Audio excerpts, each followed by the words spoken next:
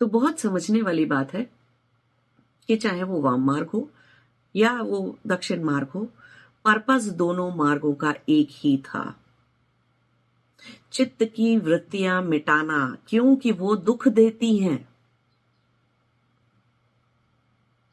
चेतना को शुद्ध और प्रबल बनाना, क्योंकि वो सुख देती है। बुद्धि को शुद्ध करना, क्योंकि वो ऐसे कर्म करने पर बुद्धि और विवेक मजबूर ना करें जिनसे दुख और तकलीफें बढ़ती हों जिंदगी में।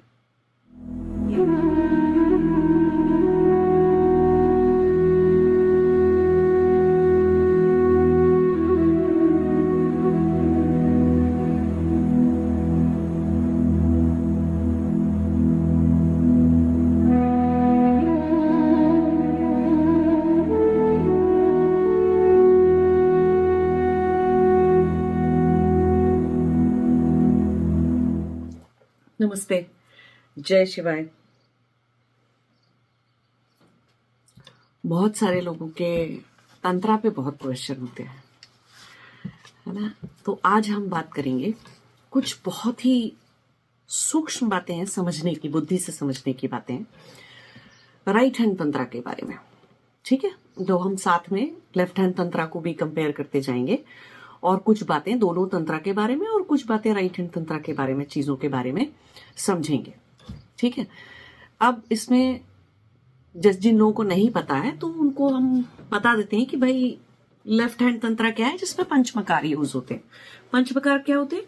पंचमकार होते हैं आपका मांस, मदिरा, मैथुन, मत्स्य और एक और होता है। ठीक है, तो पंचमकार उसमें यूज होते हैं।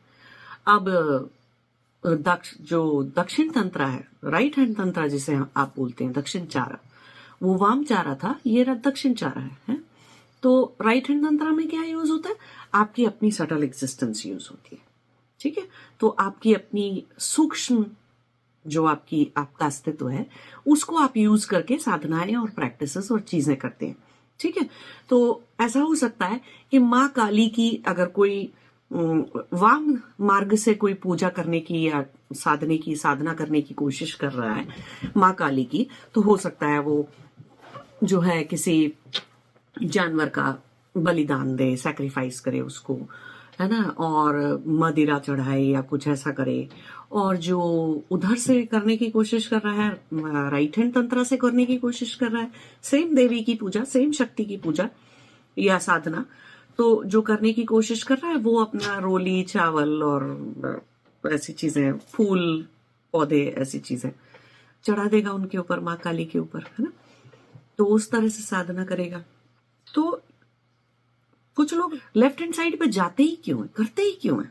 बहुत सारे लोगों का ये क्वेश्चन होता है कि वो तो गंदा है, गलत है और विभत्स है, भयानक है और आउटराइट अनएथिकल है।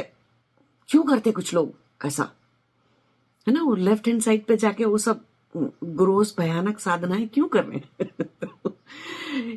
राइट हैंड वालों को, जो भी अपने आप को ये बोलते हैं कि वो राइट हैंड तंत्रा के हैं, ठीक है, और राइट हैंड तंत्रा का पाथ फॉलो करते हैं, उसका एक बेसिक फाउंडेशनल प्रिंसिपल है ना, उसका पहला लेसन है, ये पहली सीढ़ी है, पहला स्टेप है, पहला लेसन है। क्या लर्न करना?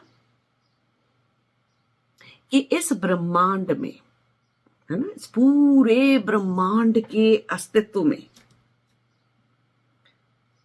सब कुछ जो एग्जिस्ट करता है, वो सब कुछ जिसका अस्तित्व है, वो परमात्मा ने, क्रिएटर ने, भगवान ने डिसाइड किया हुआ है और सब कुछ एग्जिस्ट कर सकता है। जितने अच्छे समाधि लगे योगी, स्पिरिचुअल भले लोग एग्जिस्ट कर सकते हैं, उतने ही डार्क एनर्जी वाले, क्राइम करते रहने वाले क्रिमिनल्स और डार्क एनर्जी वाले लोग भी एग्जिस्ट कर सकते हैं। घास पत्ती खाने वाले जानवर, पशु पक्षी एग्जिस्ट कर सकते हैं, तो इंसान को खा जाने वाले और दूसरे जानवरों को खाने वाले हिंसक जानवर भी एग्जिस्ट कर सकते हैं। सबको अधिकार है एग्जिस्ट करने का, हर तरह की एनर्जी को एग्जिस्ट करने का संसार में अधिकार है, ब्रह्मांड में अधिकार है, परमात्मा का दिया हुआ अधिकार है वो। तो आप कौन होते हैं ये क्वेश्चन करने वाले कि कौन क्यों एग्जिस्ट कर रहा है और किस लिए कर रहा है और कैसे जी रहा है। शेर को बोलिए घास खाए, नहीं खाएगा, उसकी प्रवृत्तियां वृत्तियां ऐसी हैं, है ना। बकरी को बोलिए या भेड़ को बोलिए जाके मार दे एक जानवर, अब तो भागती भी नहीं है है ना। बहुत ही कम आपने कभी किसी भेड़ को लड़ते देखा होगा आपस में। बकरियां फिर भी लड़ लेती हैं, भेड़ नहीं लड़ रही होती कभी भी किसी से। क्यों? वृत्तियां नहीं है ऐसी। कुछ इंसान, कुछ लोग मनुष्य होते हैं बेचारे, अपने घर में भी आवाज नहीं उठाते, सही गलत कुछ भी हो रहा हो चुप ही रहते हैं, आवाज ही नहीं उठाते, निकलती ही नहीं उनकी आवाज। और कुछ को बोलिए कि चुप रह के दिखाएं अन्याय के खिलाफ, चाहे वो घर में हो रहा हो चाहे घर के बाहर समाज में हो रहा हो, कुछ लोगों को चुप करके दिखाइए, नहीं होता है। तो वृत्तियां ऐसी है ना। तो इंसान, कोई भी मनुष्य है, वो अपनी वृत्तियों के अकॉर्डिंग अपनी चेतना को या तो फिजिकल बॉडी में रखता है, देह में रखता है, अन्नमय कोश में, या फिर उसकी कैपेबिलिटी होती है अपनी एथरिक बॉडी, अपनी प्राणमय कोश में अपनी चेतना को रखने की। उसकी प्राणमय कोश उसके पूरे अनुभव में होती है। कुछ अपने चित्त में रखते हैं, मनोमय कोश अपनी बुद्धि पर रखते हैं चेतना को। कुछ मनोमय कोश के अंदर बुद्धि पे नहीं रख पाते, भावनाओं में रखते हैं या विचारों में रखते हैं। कुछ लोग इन सब से परे जा चुके होते हैं, उन्होंने कई जन्म तपस्या कर ली होती है, वो ज्ञानमय कोश में रखते हैं अपनी चेतना को। वैराग इतना हो चुका होता है कि चेतना को ये 3 लेवल पे कहीं भी टिकाने की उनकी कोई जरूरत रह नहीं जाती। तो या तो आप इतने बड़े योगी हो गए हो कि आपकी चेतना इन 3 जगह में उलझती ही नहीं है, आपके ही अस्तित्व के शरीर में, प्राणमय कोश में और आपके मनोमय कोश में उलझती ही नहीं है। इतने बड़े ध्यानी हैं आप, इतने बड़े योगी हैं आप। तब तो आप सोचिए कि सही क्या है, गलत क्या है, क्या क्यों है, किस लिए है ना।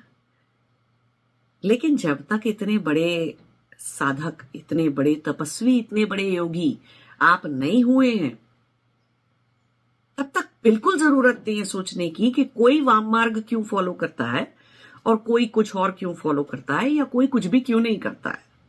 आपको कोई लेना देना नहीं होना चाहिए, ठीक है।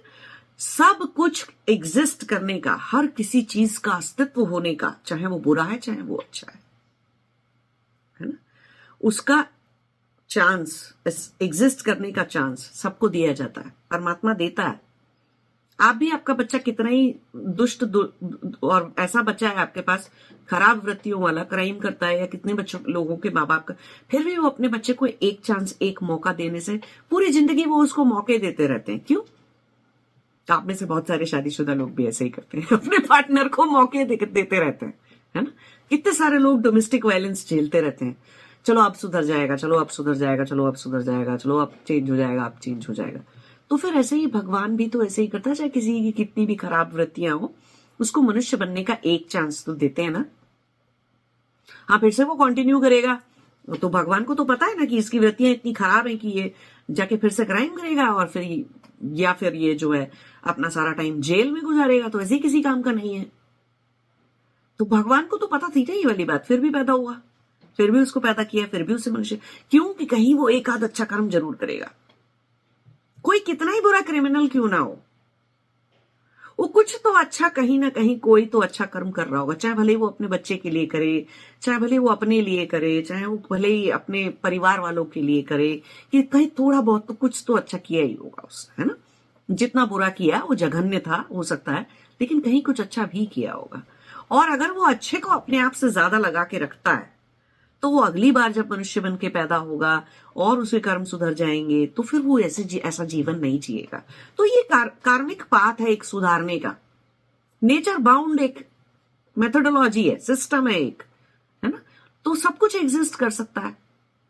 तो जो दक्षिण मार्ग पर चलते हैं वो अपनी एग्जिस्टेंस के, अपने ही अस्तित्व के सटल पार्ट्स को, सटल डायमेंशंस को यूज करके साधना करते हैं। उनकी साधना उतनी ज्यादा बाहर नहीं होती कि एनिमल का सैक्रिफाइस कर दिया, उसकी जगह वो अपनी दिमाग में अपने अंदर आइडेंटिटीज का सैक्रिफाइस कर रहे होते हैं। वो इतने पावरफुल हो चुके होते हैं कि अपने चित्त में अपने ही अलग अलग अलग अलग 20, 25, 23, 50, 100 जो भी जितनी भी आइडेंटिटीज दिखती हैं आपको, उनका सैक्रिफाइस कर रहे होते हैं, उनको उनका बलिदान चढ़ा रहे होते हैं, अपने अहंकार को सैक्रिफाइस कर रहे होते हैं। वो इतने पावरफुल हो चुके होते हैं। तो अपने अंदर कुछ सैक्रिफाइस करने में, एक आइडेंटिटी निकालने में योग करके, तपस्या करके, साधना करके सालों लगते हैं, महीनों सालों लग जाते हैं। एक आइडेंटिटी से जुड़े हुए, अस्मिता के एक स्वरूप से जुड़े हुए, राग को समझने में, द्वेष को समझने में और उनको छोड़ने में, उससे जुड़े अहंकार को समझने में और उसको छोड़ने में, सब कुछ करने में महीनों सालों लग जाते हैं। एक बलिदान करना था, महीनों लग गए, सालों लग गए। लेकिन अगर एक जानवर का बलिदान करना है तो क्या होगा? ठीक है, एक जानवर खरीद लाइए और कर दीजिए बलिदान उसका। 1 घंटा लगेगा उसमें, 2 घंटे लग जाएंगे, 2 दिन लग जाएंगे, इससे ज्यादा क्या टाइम चाहिए? कुछ नहीं। लेकिन फिर उसका प्रभाव कहां तक होगा? आपकी ग्रोस एग्जिस्टेंस तक। जब तक आप अपने बाहर चीजों को, किसी भी साधना, प्रैक्टिस, रिचुअल, कुछ भी बोल लीजिए आप उसको, जब तक आप उसको ग्रोस चीजों से कर रहे हैं, ठीक है, यूज करके कर रहे हैं साधना को, प्रैक्टिस को, तो वो आपके ग्रोस एग्जिस्टेंस पर ही प्रभाव डालेगी। आपके पंचतत्व से बने इस शरीर, इस अस्तित्व पर सबसे ज्यादा प्रभाव डालेगी। फिर थोड़ा बहुत प्रभाव आपके प्राणमय कोश पे डलेगा और बहुत थोड़ा सा प्रभाव आपकी चित्त की वृत्ति पे, बहुत थोड़ा सा प्रभाव पड़ेगा, बहुत ज्यादा प्रभाव नहीं पड़ेगा। लेकिन अगर आप अपनी साधना ग्रोस से हटा के सूक्ष्म की तरफ, सटल की तरफ ले गए होते, स्थूल से हटा के सूक्ष्म की तरफ ले गए होते, आपने साधना करने के लिए अपनी देह का उपयोग नहीं किया होता, बल्कि किसका किया होता? प्राणमय कोश का, अपने चक्रों का, अपनी 72,000 नाड़ियों का, अपने सारे 114 चक्रों का इस्तेमाल किया होता। आपने अपने मनोमय कोश में चित्त का, भावनाओं का और विचारों का नहीं, चित्त का, बुद्धि का, विवेक का यूज किया होता अपनी साधना को करने में, प्रैक्टिसेस को करने में। या आप उनके भी परे चले गए होते और आप अपने स्पेशल ज्ञान की जो हमारे पास कोशा होती है, विज्ञानमय कोश, उसका यूज किया होता साधना करने के लिए। तो प्रभाव उतना ही सटल होता और उतना ही पावरफुल होता। आपकी देह से जो भी कुछ किया जा सकता है, उसका प्रभाव बहुत थोड़े समय के लिए आपके अस्तित्व में रहता है, बहुत थोड़े समय के लिए। तभी तो आप कोई पूजा कर लीजिए, है ना, मूर्ति की, किसी भी मूर्ति की, मंदिर चले जाइए, कितनी देर असर रहता है उसका। कुछ भी चीज जो बाहर से करते हैं वो बार बार करनी पड़ती है। जो भी कुछ शरीर से किया जा रहा है, उसके रेपिटेशन नंबर ऑफ टाइम्स जो उसको करना है वो बहुत ज्यादा हो जाता है। तो वो लॉन्ग लास्टिंग प्रभाव नहीं प्रोड्यूस कर सकती कोई भी चीज जिसमें फिजिकल बॉडी का इन्वॉल्वमेंट सबसे ज्यादा है। लॉन्ग लास्टिंग प्रभाव क्रिएट करना है, प्रोड्यूस करना है, तो क्या करना पड़ेगा? अपनी सटल एग्जिस्टेंस को यूज करना पड़ेगा, क्योंकि सटल एग्जिस्टेंस फिजिकल एग्जिस्टेंस से ज्यादा पावरफुल है। तो सटल शुरू कहां से होती है? सटल शुरू होती है प्राणमय कोश से। हठ योग का प्रभाव आपके अंदर चित्त तक शायद ना पहुंचे, लेकिन प्राणमय को, जो कि आपने शरीर से किया होगा, हठ योग, क्रिया योग जो प्राणमय कोश से किया जाता है, प्राणायाम से किया जाता है, मुद्राओं से, क्रियाओं से जो किया जाता है, उसका प्रभाव आपके चित्त तक तुरंत चला जाता है। क्यों? मनोमय कोश तक तुरंत पहुंच जाता है। लेकिन देह से की हुई चीजों का प्रभाव मनोमय कोश तक नहीं जाता इतनी जल्दी से, जब तक कि, और जाता भी है तो 10 मिनट में, 1 घंटे में, 2 घंटे में सब सारा असर गायब हो जाता है। लेकिन अपनी सटल एग्जिस्टेंस से साधना करना कितना मुश्किल काम है। जानवर मारने में 2 घंटे लगे थे, अस्मिता का बलिदान करने में तो सालों लग जाएंगे, लेकिन वो होगा परमानेंट, और करना अंत में वही है। जितने भी लोग वाम मार्ग पे चल रहे हैं तो एक जन्म चल लेंगे। आज उनकी चेतना जो है अभी बहुत ज्यादा देह में रहती है, तो वो देह तपस ही करना जानते हैं। उनके गोल्स भी ऐसे ही हैं।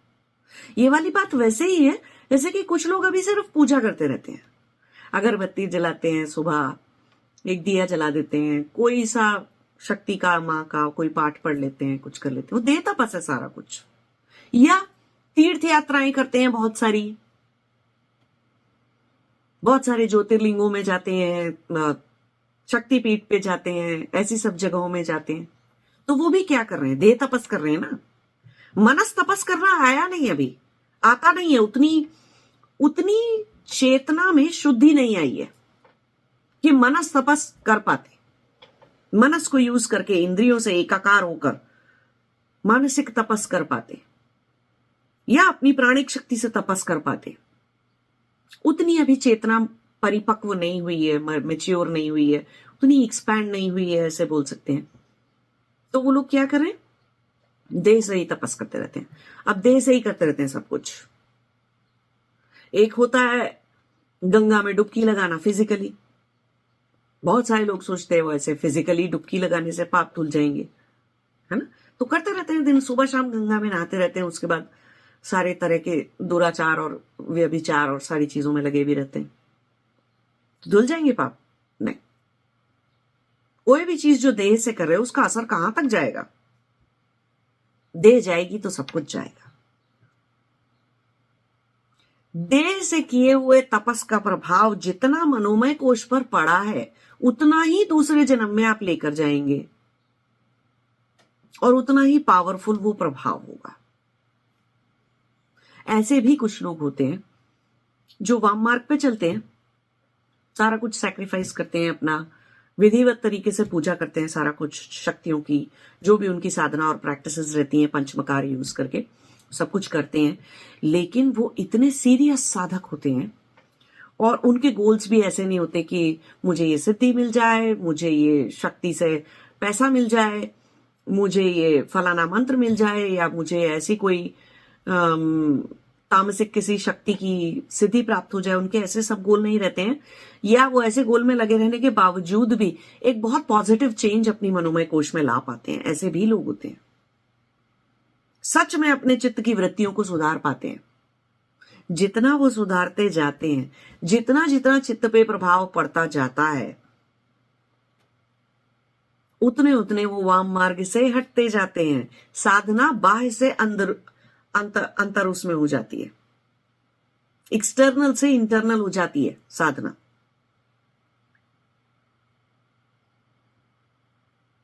तो जितने भी राइट हैंड तंत्रा वाले लोग हैं उनको एक बात, सबसे पहला फाउंडेशनल प्रिंसिपल क्या समझने का है कि कोई वाम मार्ग से जाए, अपनी लाइफ की जर्नी में वाम मार्ग पे जा रहा है, वो भी ठीक है, वो उसकी चेतना भी वहीं पर है, वो ऐसे ही करेंगे। अभी कुछ लोग पूजा करते रहेंगे, मंदिर जाते रहेंगे, वो भी ठीक है।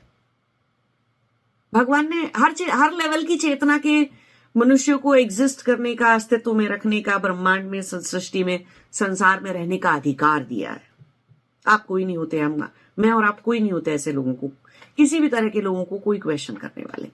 ये तो वही वाली बात हो जाएगी कि कुछ बच्चे किंडरगार्टन में क्यों पढ़ रहे हैं, कुछ बच्चे एक क्लास में फेल क्यों हो जाते हैं, या कुछ बच्चे 5वीं में क्यों पढ़ रहे हैं। सबको पीएचडी में पढ़ना चाहिए, क्यों? तो फिर उस हिसाब से आप दक्षिण मार्ग में भी क्यों चल रहे हैं? अब तक आपको समाधि भी हो जानी चाहिए थी है ना। अभी तक आप बहुत पहुंचे हुए योगी भी हो जानी चाहिए थी, समाधि भी हो जानी चाहिए थी। तो पहली बात है, पहली चीज सीखना, दक्षिण मार्ग का पहला प्रिंसिपल सीखना कि सब कुछ ऑल इंक्लूसिव है, अनाहत को खुला रखना। इसीलिए बोला जाता है कि तंत्र पर सिर्फ वो लोग चल सकते हैं, तंत्र के मार्ग पर, जिनका अनाहत खुला हुआ है पूरी तरह से, जो ऑल इंक्लूसिव ब्रह्मांड का, सृष्टि का पहला प्रिंसिपल समझ चुके हैं कि सब कुछ रहेगा, सब कुछ को रहने का अधिकार है, परमात्मा का दिया हुआ अधिकार है। आपको अपना दिमाग भेजा बुद्धि दूसरों के किसी भी तरीके के पाथ में और चीजों में लगाने की कोई जरूरत नहीं है। आप अपने पाथ पे, अपने मार्ग पे चलिए। आप ये सोचिए कि कब आप अपनी साधना के लिए चेतना को विज्ञानमय कोश या आनंदमय कोश में रखना सीख जाएंगे, कब आप बंद करेंगे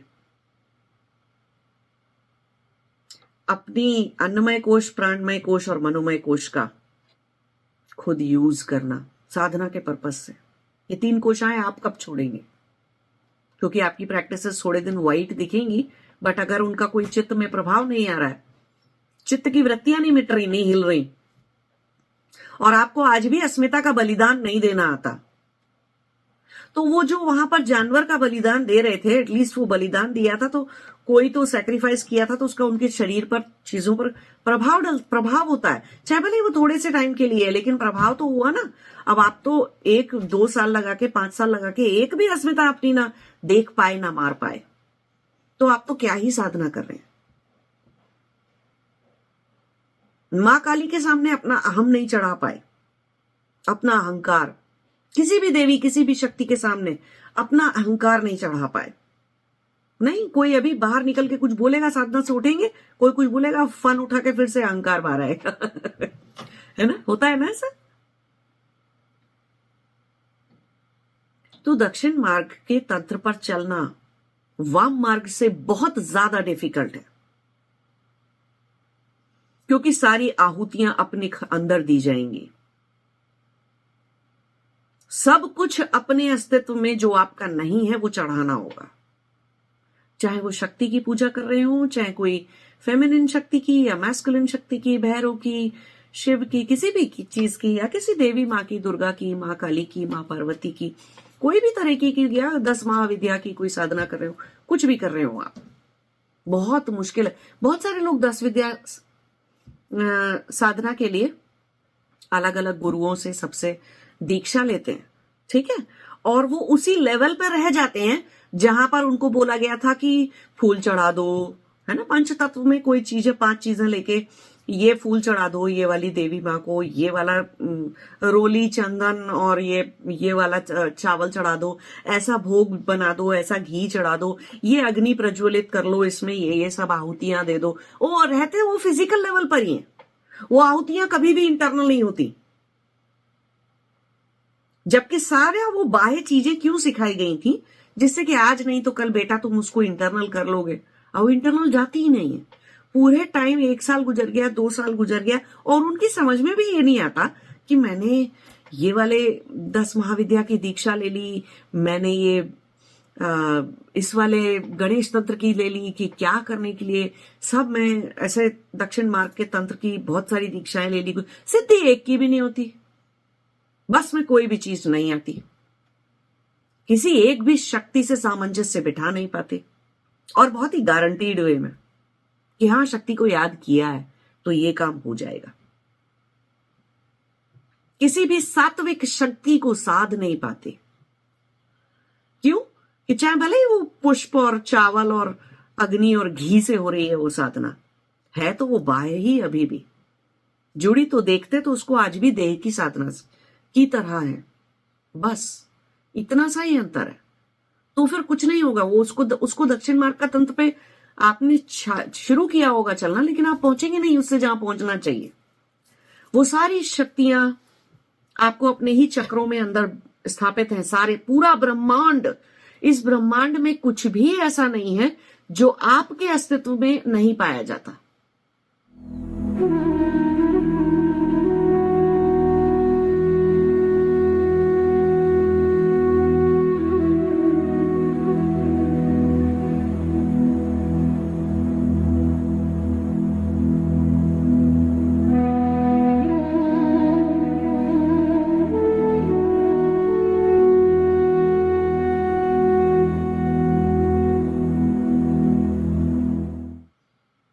तो किस चक्र में कौन सी, आपके पास 114 चक्र हैं, 114 चक्र में किस चक्र में कौन सी शक्ति बैठी है?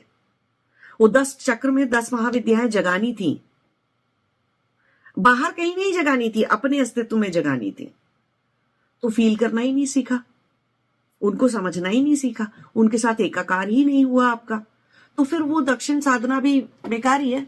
मतलब वो बाहर ही रह जाएगी, बाहर ही रह जाएगी, तो फिर कोई फर्क नहीं है उस व्यक्ति में जो आज भी राइट हैंड तंत्रा का पाथ तो फॉलो करता है और सारी पूजा पूजा पद्धति और सब कुछ करता है, लेकिन उसके चित्त में विकार, चित्त की वृत्तियों पे कोई असर नहीं पड़ा। उसकी चेतना के एक्सपेंशन पे, कॉन्शियसनेस के एक्सपेंशन पे, चेतना की परिपक्वता पे, मैच्योरिटी में कोई असर नहीं पड़ा। उसके बुद्धि और विवेक में जो शुद्धि आ जानी चाहिए थी वो नहीं आई। तो किसी भी बाह्य साधना का प्रभाव अगर अंतर आपके सूक्ष्म अस्तित्व में नहीं हो रहा है तो फिर कोई अंतर नहीं है कि कोई आदमी मछली काट रहा था कि मांस खा रहा था, काट रहा था या बलिदान कर रहा था उन चीजों का, या कोई व्यक्ति गंगा में सुबह शाम डुबकी लगाता रहता है, या कोई पूजा जाता रहता है, मंदिर करता रहता है और बड़ी मोनोटोनस वे में अपनी आरती वारती करता रहता है, या कोई तपस्या नहीं करता, कभी नहीं करता, या फिर कोई जो है कुछ और करता रहता है, मतलब कोई और तरीके की बाह्य साधना करता रहता है। तो ऐसे कोई अंतर ही नहीं है। आप फिर तंत्र मार्गी कहलाओगे नहीं आप तब तक जब तक कि आप बाह्य साधना का उपयोग करके, देह तपस का उपयोग करके अपने चित्त को, बुद्धि को और विवेक को और अपनी चेतना को ऊपर नहीं उठा पाते।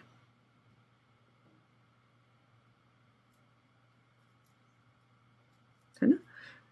तो हमेशा ये देखना है कि किसी भी देह तपस कर रहे हो या मनस तपस कर रहे हो, वो इंसान उतना ही तपस कर सकता है, कोई भी इंसान, है ना, जहां पे उसकी चेतना है, जहां पे सबसे ज्यादा है उसकी चेतना। तो जब जिसकी किसी की देह में रहती है तो वो सारे लोग ऐसे वाम मार्ग में या दक्षिण मार्ग में आने के बाद भी वो आंखों से दिखना चाहिए कि अग्नि प्रज्वलित हो गई है, अपने अंदर नहीं दिख रही है जो इतना बड़ा मणिपुर चक्र में जल रहा है, जो वैश्वनारा की अग्नि हमारे अंदर जलती है, जो चिताग्नि जल रही है, त्रिकाग्नि कहते हैं ना, 3 अग्नियां, वो त्रिकाग्नि अपने अंदर नहीं दिखती, वो बाहर एक छोटा सा दिया जला दिया या हवन कुंड में फायर जला दी, उतना दिख रहा है, उतना देखने से दिमाग में असर हो रहा है, लेकिन अपने अंदर की अग्नि पहचानना और देखना नहीं आता है। खुद आप 72% जल हैं, उससे फर्क नहीं पड़ रहा। वो जो एक इतने से तांबे के लोटे में या तांबे के पात्र में जो आप जल भगवान को या शक्ति को चढ़ाने के लिए रख लेते हैं, उससे असर हो रहा है आपके ऊपर। तो बहुत समझने वाली बात है कि चाहे वो वाम मार्ग हो या वो दक्षिण मार्ग हो, पर्पस दोनों मार्गों का एक ही था, चित्त की वृत्तियां मिटाना, क्योंकि वो दुख देती हैं। चेतना को शुद्ध और प्रबल बनाना, क्योंकि वो सुख देती है। बुद्धि को शुद्ध करना, क्योंकि वो ऐसे कर्म करने पर बुद्धि और विवेक मजबूर ना करें जिनसे दुख और तकलीफें बढ़ती हों जिंदगी में। यही पर्पस था ना किसी भी तरह की साधना का। हर आदमी, किसी से भी पूछ लीजिए, कोई भी पूजा पाठ कर रहा है या तीर्थ यात्रा कर रहा है, ज्योतिर्लिंग जा रहा है, शक्तिपीठ जा रहा है, यहां जा रहा है, वहां जा रहा है, पर्पस क्या था उनका? दुखों से निवृत्ति और सुख की प्राप्ति, इतना सही था। लेकिन क्योंकि कुछ की चेतना देहग्रस्त ज्यादा है तो वो देह के तपस कर रहे हैं, देह से यहां जा रहे हैं, यहां जा रहे हैं, वहां जा रहे हैं, इस मंदिर में चले गए, उस मंदिर में चले गए, क्योंकि प्राणमय कोश से नहीं जा सकते अभी। प्राणमय कोश उनके उतने बस में नहीं है अभी। चित्त से भी नहीं जा सकते, क्योंकि चेतना अभी चित्त में इतनी प्योरली चिदाकाश में चित्त में रहती नहीं है। या तो जैसे ही चित्त में चेतना ले जाने की कोशिश करते हैं, या तो भावनाओं में फंस जाती है या फिर विचारों में फंस जाती है।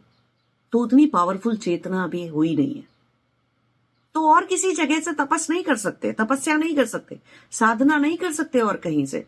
तो जहां से कर सकते हैं वहीं से तो करेंगे, है ना। तो कुछ बच्चे किंडरगार्टन में पढ़ेंगे, कुछ 5वीं क्लास में। सबको पीएचडी करनी चाहिए, ऐसा नहीं हो सकता ना। तो इसलिए कभी नहीं सोचना है कि कौन क्या कर रहा है, क्यों कर रहा है। और अपने आप को दक्षिण मार्ग का होने से पहले ये सोचिए, देह से तपस छोटा कि नहीं, या देह से किए जाने वाली जो भी आपकी साधना है, प्रैक्टिस है, उसका आपके चित्त की वृत्तियों में, आपके सुख में, जीवन में, आपके कर्म में कोई सुधार हुआ? ज्यादा सुख की प्राप्ति हुई, अपनी आनंदमय कोश तक पहुंचे। ये सब बातें बहुत ध्यान रखने की हैं और बहुत सोचने की हैं। तब आप अपने आप को कह सकते हैं कि हाँ, मैं दक्षिण मार्गी तंत्र का हूं और मैं अपनी साधना दक्षिण मार्ग से करता हूं। और मैं जो भी करता हूं, देखने में चाहे भले वो साधना कितनी ही फिजिकल लगती हो, लेकिन उसका असर मेरे चित्त पे हो जाता है। हठ योग करके भी हो जाता है। कुछ लोगों का क्रिया योग जो प्राणमय कोश से किया जाता है, उससे हो जाता है। गोल सिर्फ एक ही था, दुखों की निवृत्ति, सुख की प्राप्ति। कैसे होगी? चेतना को मैच्योर बनाकर चित्त की वृत्तियों को मिटाने से। तो अंत में मतलब चित्त वृत्ति निरोध पे ही आ जाएंगे आप, क्योंकि सुख और दुख उन्हीं से जुड़े हुए हैं। सारे दुखों का कारण चित्त की वृत्तियां होती हैं।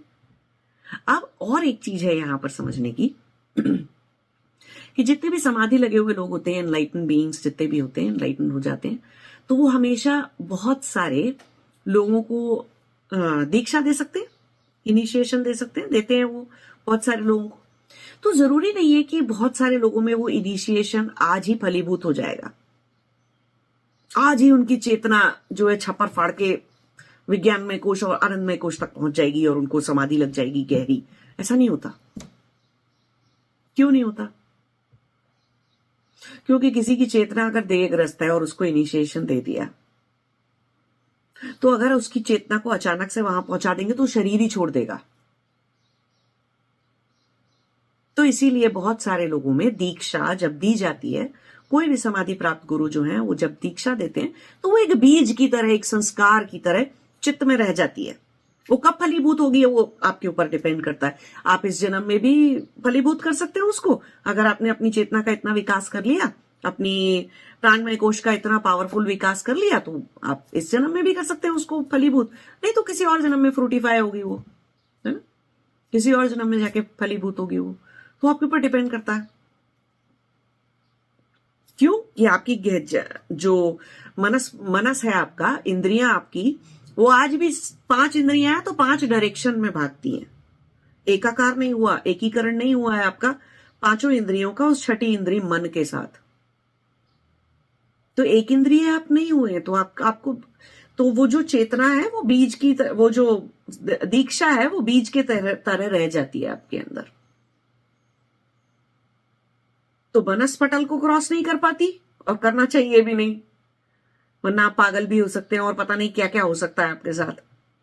तो मनस पटल क्रॉस नहीं करनी चाहिए थी। और दूसरी साइड पे क्या नहीं क्रॉस करनी चाहिए? वो जो आपकी चित्त में वृत्तियों का वेग चलता रहता है, उस वेग की वजह से जो भावनाएं हैं और जो विचार हैं, उनका वो जो आंधी तूफान चलता रहता है आपके अंदर। दीक्षा से उन सब चीजों को, आपके चित्त में मनोमय कोश को रोका नहीं जा सकता अचानक से। आप उसको चला रहे थे 1000 किलोमीटर पर आवर की स्पीड से रोज, और अभी गुरु उसको 0 कर दे तो मर जाओगे। है ना, शरीर छूट जाएगा। तो शरीर नहीं छुड़ाना होता कुछ लोगों का, है ना, बहुत सारे लोगों का। दीक्षा देने का ही मतलब नहीं होता आपको बॉडी से निकाल के बाहर कर देंगे। इसलिए तो वो जब आप अपने मनस्पटल को उतना शांत कर लेते हैं, एक इंद्रिय हो जाते हैं और चित्त की वृत्तियों की पकड़ को थोड़ा सा ढीला कर लेते हैं, लूज कर लेते हैं, तो स्पीड कम हो जाती है वहां पे आपकी, है ना। तो 100 किलोमीटर पर आवर की स्पीड से दौड़ती हुई कार में अगर अचानक से ब्रेक लगा दोगे तो एक्सीडेंट हो जाएगा। तो देखो कि दीक्षा एक सटल चीज है ना। तो दीक्षा एक सटल चीज है, तो सामने वाले पर जो भी आपका व्यक्ति है, जिसको भी दीक्षा दी जा रही है, उसके ऊपर उसकी सटल एग्जिस्टेंस पे जो असर होना चाहिए था वो एक लिमिटेड असर हो रहा है ना। क्यों? कि उसके मनस पे और उसके भावनाएं, विचार जनरेट करने वाले चित्त पे डायरेक्टली इंपैक्ट नहीं डाला जा सकता, अच्छा डालना चाहिए भी नहीं। तो फिर और गुरु जो है वो देखने में तो मनुष्य जैसा ही दिख रहा है। समाधि लगने से कोई सींग थोड़ी उगा है, या कोई तीसरी आंख यहां पर कोई गड्ढा बना के एक नई आंख तो नहीं खुल गई है, या 2-4 हाथ पैर नहीं निकल आए हैं, कुछ नहीं हुआ है। तो मनस्पटल को, शिष्य को के मनस्पटल को और शिष्य के चित्त को क्या क्या दिखाई दे रहा है? मनुष्य जैसा गुरु दिखाई दे रहा है। तो वो अपनी वृत्तियों को, चीजों को बहुत ज्यादा देर के लिए रोक नहीं सकता। भूत दिख जाए तो शायद रुक जाएंगी डर के मारे, भय के मारे सब कुछ रुक जाएगा दिमाग में। या उसके पीछे शेर भागने लग जाए तो भी रुक जाएगा उसका दिमाग। कोई भी डेंजर फेस करेगा तो दिमाग रुक जाएगा। गुरु को देख के नहीं रुकता कुछ लोगों का।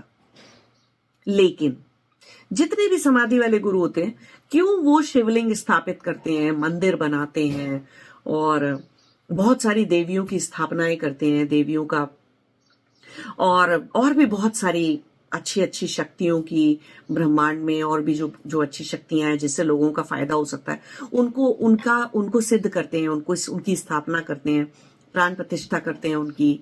बेचारे अपने प्राण निकाल निकाल के वो सब चीजों में डालते हैं और करते हैं। क्यों करते हैं?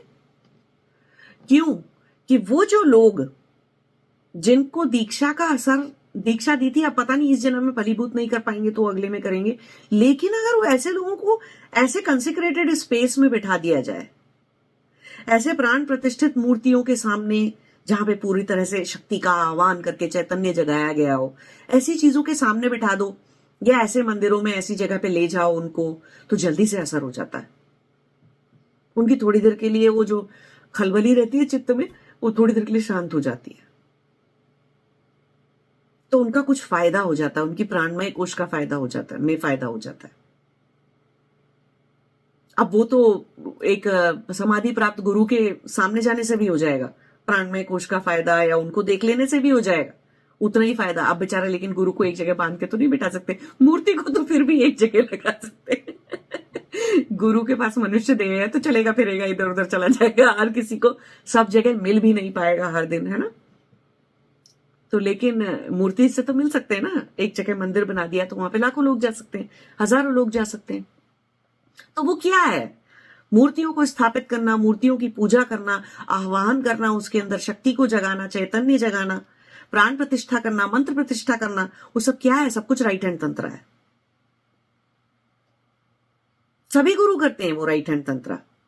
वो अपने लिए नहीं करते। जब वो अपनी साधना कर रहे थे तो किसी मंदिर में नहीं गए, किसी मूर्ति के सामने नहीं कोई गुरु बैठा होगा। जो जन्म किसी भी गुरु का प्राप्ति जन्म है ना, फिर वो गुरु बन गया, किसी को भी समाधि लग गई, मोक्ष प्राप्त हो गया, तो वो उसका प्राप्ति जन्म हो गया ना।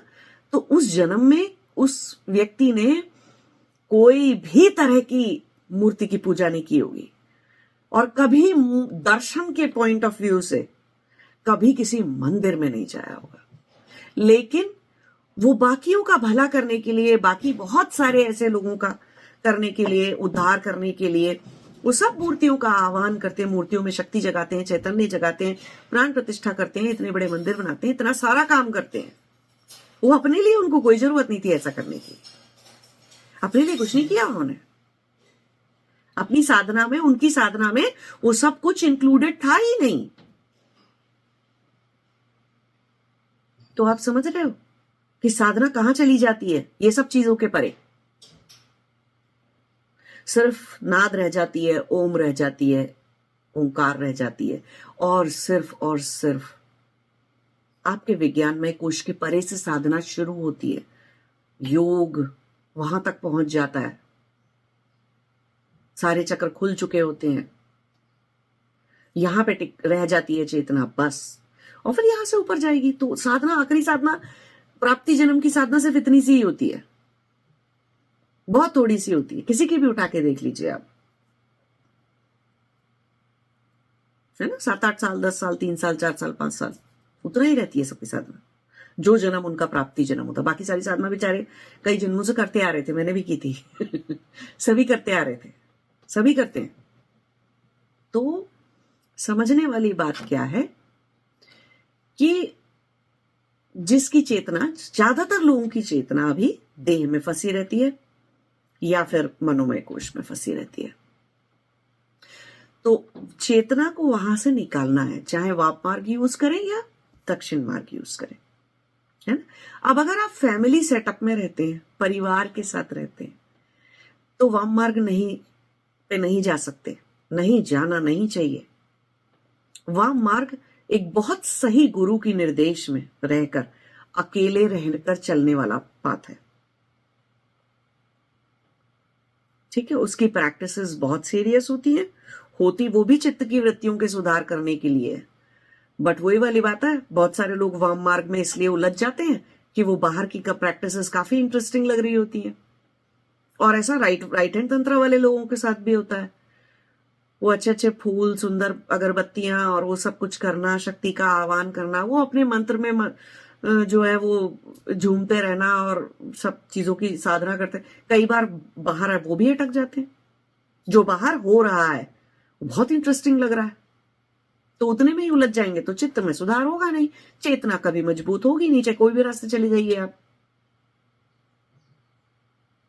कुछ लोग सारी दुनिया के पवित्र जल, गंगा का, गोदावरी का, यमुना का, सरस्वती का, सारे जलों को अपने मनस्पटल से स्नान कर लेते हैं और वो ज्यादा शुद्ध हो जाते हैं बजाय उसके जो आदमी दिन में 10 बार डुबकी लगाता गंगा में फिजिकली जाके।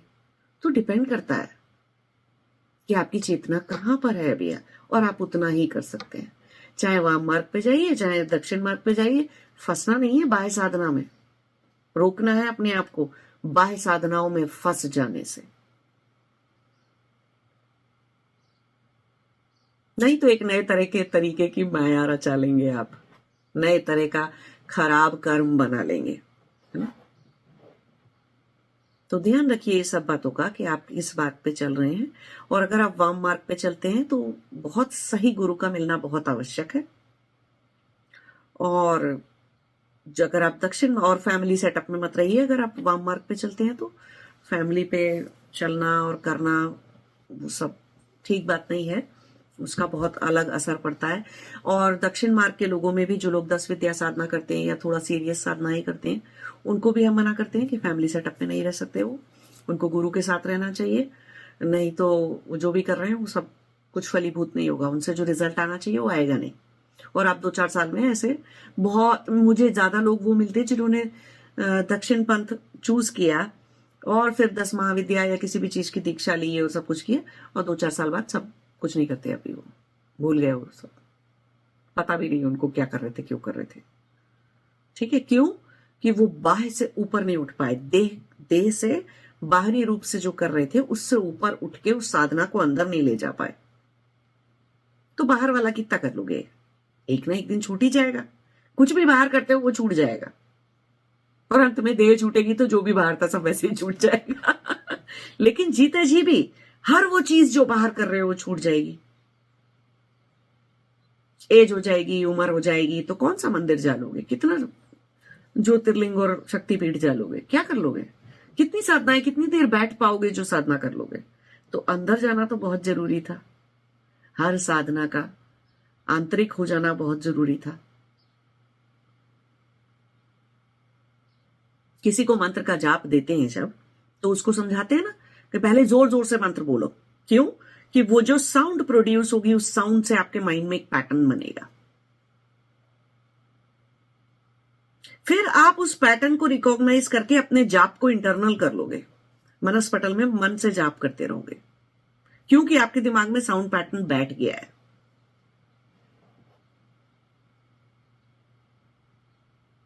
फिर वो बाद में उसको बार बार रिकॉल भी नहीं करना पड़ेगा, वो मंत्र बजता ही रहेगा, बजता ही रहेगा। एक बार कितने सारे ऐसे हमारे यहाँ ऋषि मुनि हुए हैं जो कि जब सोते थे या बैठते थे और बहुत शांति है तो लोगों को ना एक मंत्र सुन, बाकी सारे लोगों को भी एक आवाज सुनाई देती थी, मंत्र सुनाई देता था, क्योंकि उन्होंने इतना आंतरिक जाप किया है कि उनकी पूरी एग्जिस्टेंस, पूरी प्राणमय कोश उस मंत्र से जो यंत्र बनता है, साइमेटिक्स बोलते हैं ना हम, साउंड हमेशा एक फॉर्म बनाती है। ठीक है, तो साउंड जब एक फॉर्म बनाती है तो मंत्र भी एक, तो यंत्र क्या है, फॉर्म हो गया, मंत्र क्या है, साउंड एस्पेक्ट है उसका। तो जो साउंड एस्पेक्ट है उसको हम प्रोनाउंस कर सकते हैं, आवाज नहीं कर सकते हैं, लेकिन उनकी पूरी प्राणमय कोश उस यंत्र के फॉर्म में अरेंज हो जाती है। तो अब वो मंत्र दूसरों को भी सुनाई देने लग जाता है, इतना ज्यादा उन्होंने अपने साथ उस मंत्र का एकीकरण कर लिया होता है कि बोलने की जरूरत नहीं है, चैंट करने की जरूरत नहीं है। पूरी एग्जिस्टेंस ही ऐसे बज रही है कि वो दूसरों को भी सुनाई पड़ रही है। ऐसे ही सांस का प्राणायाम करने को बोलते हैं आपको, अरे नेचुरली ही आपके हर टाइम बॉडी प्राणायाम ही करती है। जिनका बहुत अच्छी प्राणमय कोश की अलाइनमेंट है कॉस्मोस के साथ, फिजिकल बॉडी के साथ इतनी हो ना हो उससे कोई फर्क नहीं पड़ता, लेकिन कॉस्मोस के साथ, जिनकी यूनिवर्स के साथ, ब्रह्मांड के साथ जिनकी प्राणमय कोश और वृत्तियां बिल्कुल सुधर चुकी हैं, कम हो चुकी हैं, उनकी बॉडी अपने आप कौन से कब किस नाक में सांस होनी चाहिए, किस नॉस्ट्रिल में से सांस बहनी चाहिए, वो वैसे ही चल रही होती है। कब कितनी स्पीड से चलनी चाहिए वैसे चल रही होती है। कब पेट से चलनी चाहिए, कब चेस्ट से चलनी चाहिए वैसे ही चल रही होती है। कब बराबर रहनी चाहिए वैसे चल रही होती है। करना नहीं पड़ता प्राणायाम, शरीर स्वतः ही प्राणायाम करता है। तो वो प्राणायाम शुरू शुरू में आपको कहते हैं ऐसे सांस लो, फिर अनुलोम विलोम करो, ये करो वो करो। अरे बॉडी खुद क्यों नहीं कर रही? क्योंकि अभी आपकी पंच कोशाएं, पांचों इंद्रियां सब अलग अलग डायरेक्शन में भागते हैं। जब एकीकरण हो जाएगा तो प्राण शक्ति वैसे ही चलेगी जब जहां जैसे चलनी चाहिए। तो वो बाहर था ना प्राणायाम, पहले बाहर था, अभी आंतरिक हो चुका है, तो करना नहीं पड़ता। ऐसे ही ध्यान भी है, पहले बैठ के बाहर ध्यान होता है, आपसे कहा जाता है चुपचाप एक जगह बैठ जाओ और ध्यान लगाओ। फिर जब वो आंतरिक हो जाता है तो कुछ भी करते रहो शरीर से। समाधि भी ऐसे ही है। समाधि तो लगती ही ऐसे कि जरूरी नहीं होता कि आप एक जगह कोने में बैठे थे। हाँ, बैठ जाते हैं इवेंचुअली,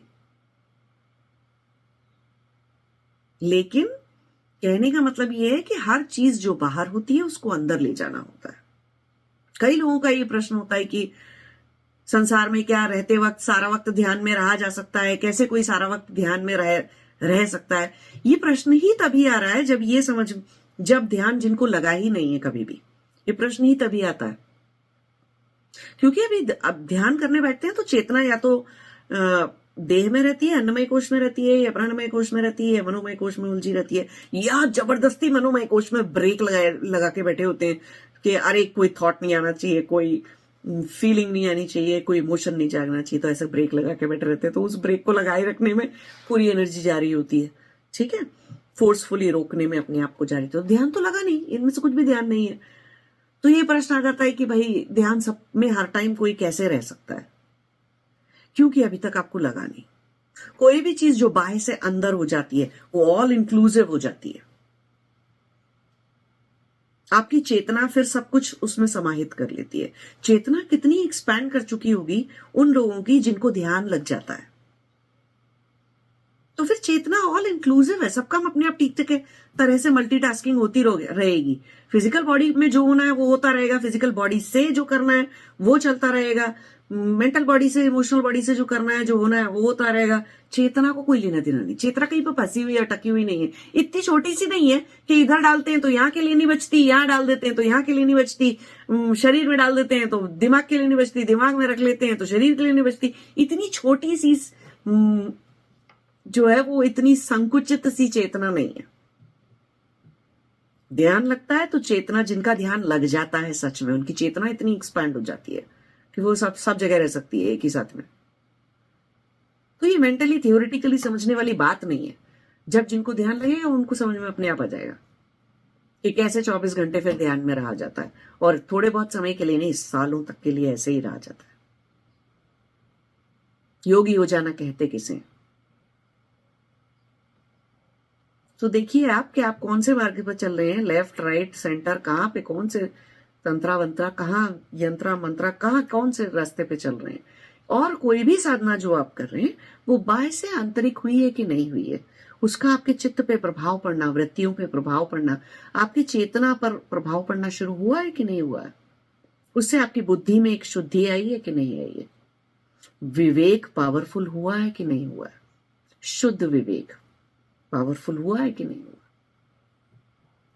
नमस्ते, जय शिवाय।